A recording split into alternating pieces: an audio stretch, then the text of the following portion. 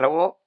I've been messing around with the portable wargame system, and I've been trying to think of ways in which I can push the 20th century rules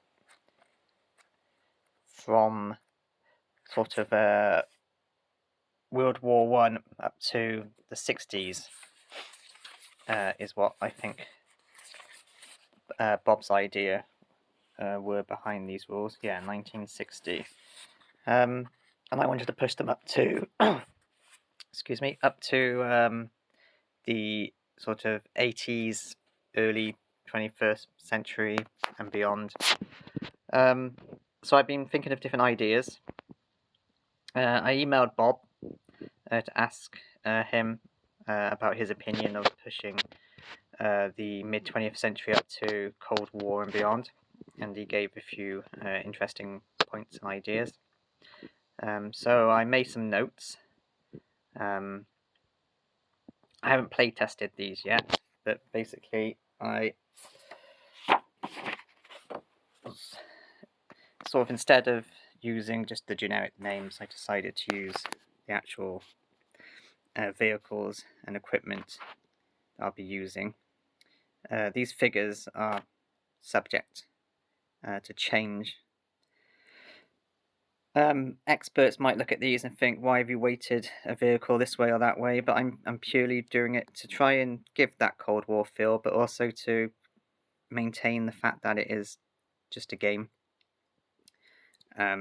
So, for example, I've made the M1 slower than the T72, but I've given it a bit more range, and when I get some more British, I'll probably make the Chieftains about as fast as an M1 with 2 movements, but I'll probably give them even more range, maybe 5. But I haven't decided that yet. I get sort of given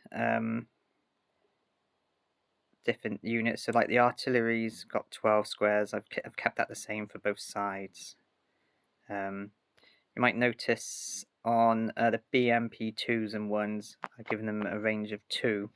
So in the normal rules, transports don't have any weapons, but in my sort of trying to push them forward, I've given transports a range. Because as far as I'm aware, they had machine guns, mounted machine guns on them to support infantry. So I've given the M113 2 range and machine guns.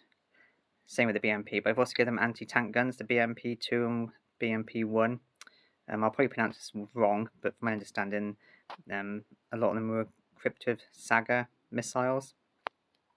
So I've given them a range 1 anti-tank, so they've got to be pretty close to use them. I didn't want to give them range 2 because I felt you might end up just using them like tanks and never dump your infantry anywhere, or you dump your infantry and then just use the BMP2s as tanks. So I wanted to force them to have to get close to use them. But they only have strength 2, so 2 hits and they're dead anyway. And then I sort of wrote a few additional rules. These are majorly subject to change, and there's probably more I'll be adding. Oh, one more note in here is infantry have got anti-tank weapons as well, which they don't in the early to mid-20th century rules.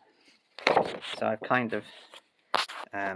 so Heinz can transport 1 infantry unit.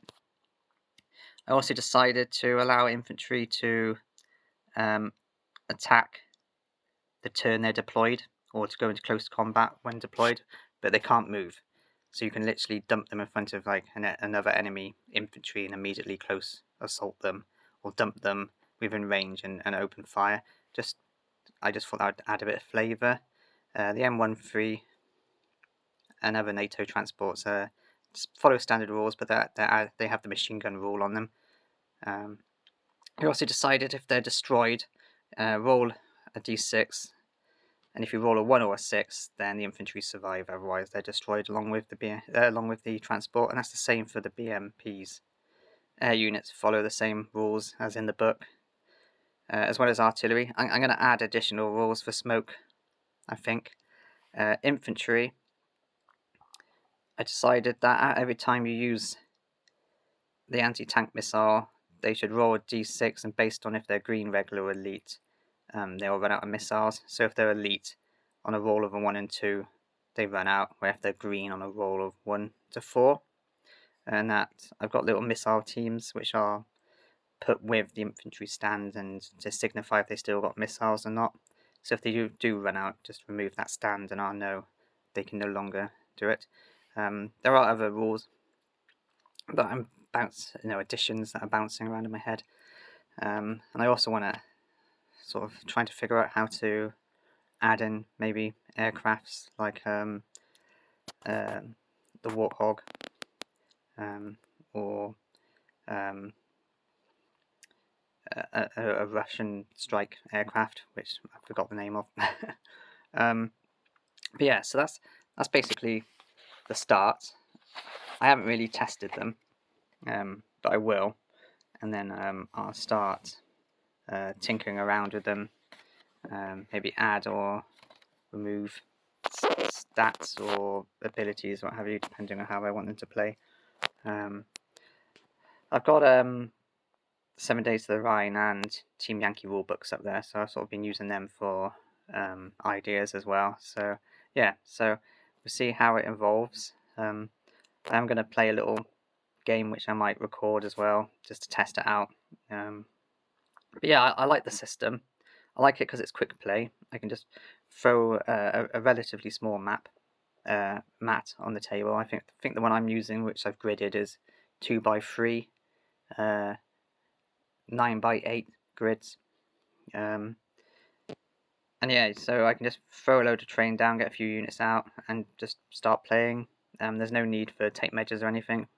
Up to 3 dice is all you need, really. And yeah, it's quite enjoyable. So yeah, that's all I wanted to say for now.